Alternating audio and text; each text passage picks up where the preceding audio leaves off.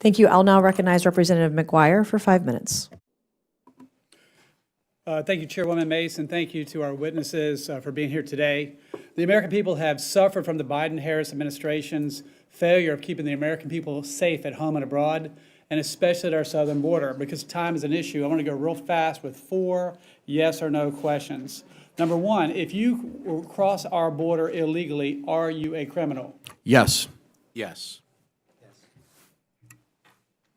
It's usually yes or no? Yes. Thank you. Number 2, yes or no, criminals don't care about the law. They do not care. They do not care. No. I don't think I can say yes or no to that. It depends on the Let's person. see what we're working with. All right, number 3, this statement, you agree with it, yes or no? Police are good, criminals are bad, and victims are important. Yes, absolutely. 100% yes. Yes. Again, I see people what are we're- complicated, I see what we're but dealing generally, with. yes. All right, number 4, last one. Trump is more effective at securing our southern border than the Biden administration, yes or no? Yes. Yes. Yes. I don't have the information to answer that. Interesting. The past 4 years of Biden, our border has been an open door. And for the folks that support the Biden administration, illegals have come here. They say that illegals have come here for a better life, but they started off as a criminal, and they have been they started off breaking our law.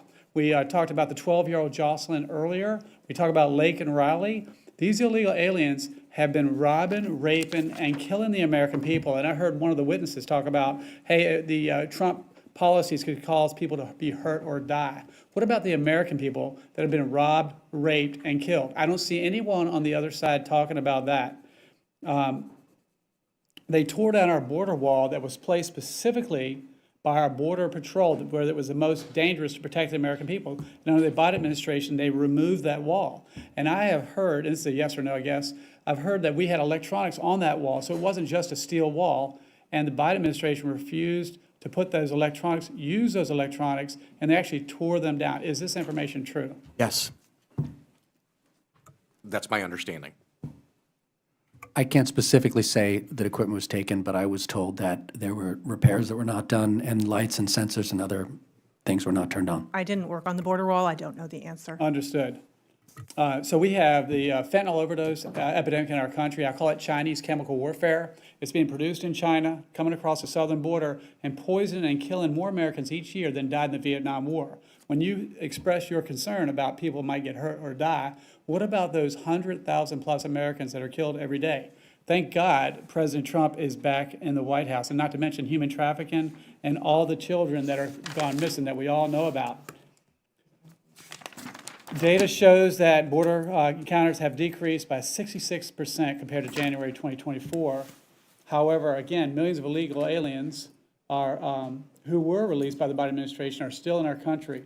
Mr. Fabricator and Dr. Gilmer, as a former ICE agents working during the Biden administration, is it fair to say that this was the worst administration to work with regard to enforcing immigration law in the U.S.? Please answer yes or no. Yes, it was.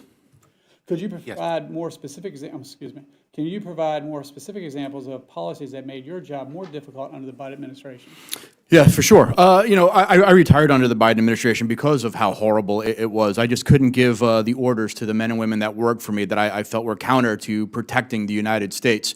One of those was just a system that they had set up where, as a supervisor, when agents would put information into the system, it was so tiered that we couldn't allow these agents out onto the street to actually make arrests. They were limiting the arrests that we were making. Dr. Gilmore, running out of time.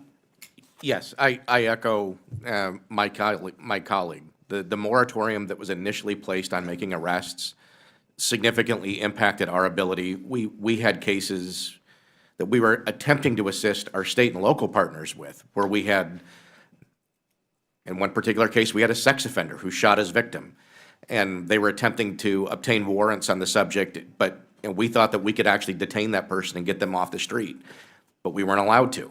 These policies that we're talking about today with the Biden administration, they are absolutely not serious about protecting our border or the American people at home and abroad, and thank God we have President Trump in the White House.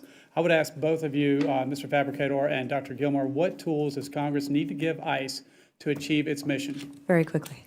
Number one, we need the money to be able to have more beds. We need detention space, and we need more ERO officers out on the street, and this technology as well.